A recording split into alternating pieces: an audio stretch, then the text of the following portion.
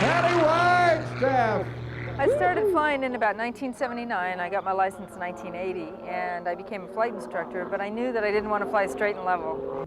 Just rolling around the axis of that airplane. I've been around aviation all my life. My father's an airline pilot, my sister's an airline pilot, I have an uncle that's a pilot, so it's kind of a family thing. Sliding backwards, down through her smoke. Can't see the ground, can't see you. The airplane just tumbling out of control. So I always knew that someday I wanted to fly, but when I was a little girl, flying wasn't really open to women as a career.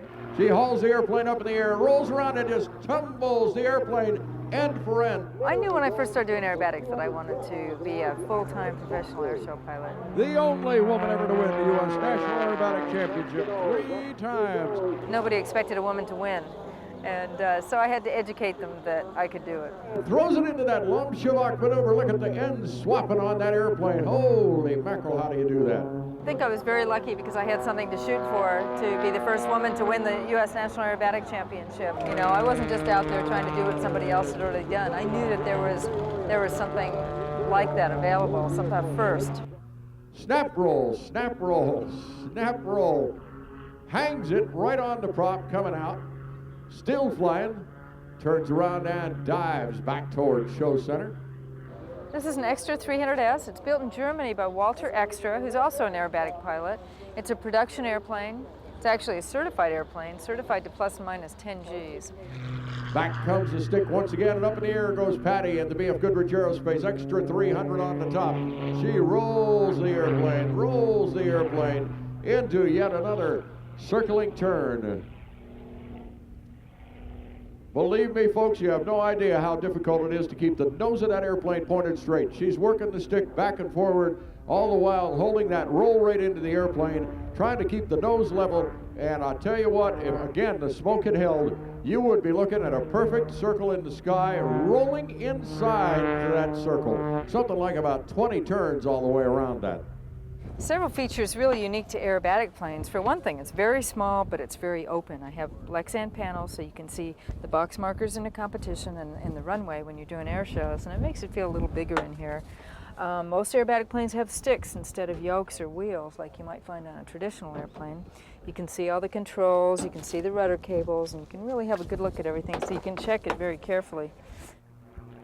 Over sideways, on the wingtip, tail first, nose first, side first. Where is it? Somewhere down there. Oh, there. My seat belts are interesting. It's a 5-point hooker harness system, and it has a ratchet on it so that I can winch myself in. Because we're trying to be thrown out of the cockpit and you really don't want to move around, you want to feel like you're one with the airplane, we ratchet ourselves in.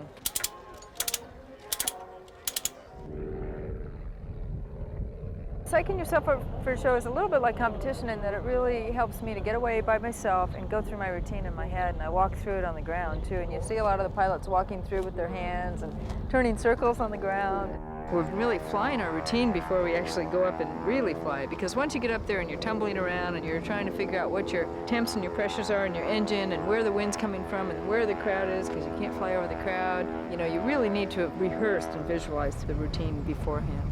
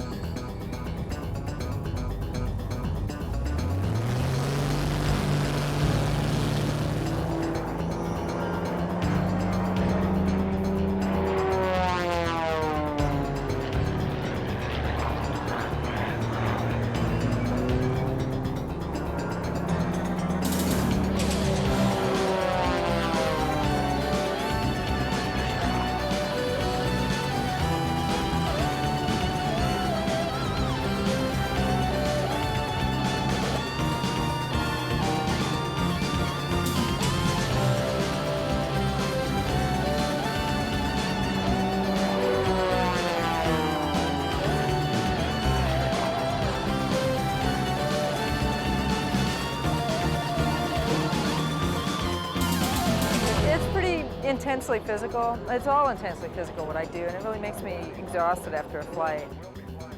We can only fly for 15, 20 minutes at a time. That's all the fuel I have too, but that's about it physically that you can really take. You're pulling 10 G's positive and about 7 or 8 G's negative. So you're in between being, forced in the plane and thrown out of the plane. You have to keep your mind on what's going on inside. You have to think of the engine temperatures and pressures, where the wind is, where the crowd is. You don't want to get too close to the crowd. There's very strict rules and regs about how close you can get just for spectator safety, and so you have a lot to think about. Air shows and competition are quite different. Competition is sort of the Olympics of aerobatics and what I've done, and the air shows are like the ice volleys, say, compared to the Olympics. So it's pure entertainment. It's a really different deal. Competition is very, very self-centered. You really try and be away from people as much as possible to concentrate on your routine and flying for the judges. Air shows are just the opposite. What you're doing, you're sharing with the spectators, with the crowd, with the kids, with the older people that were in the war.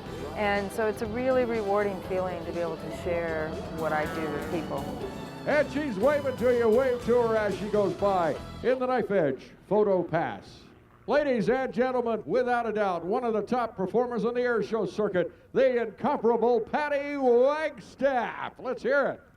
A lot of parents that bring their kids up, especially their little girls, up to meet me to say, hey, you don't have to be something traditional if you don't want to be. There are other options open to you. Look what she's doing. So yeah, I've become kind of a role model, and I think, again, I'm really lucky to have that to sort of aspire to, because it's a big responsibility for me to live up to that.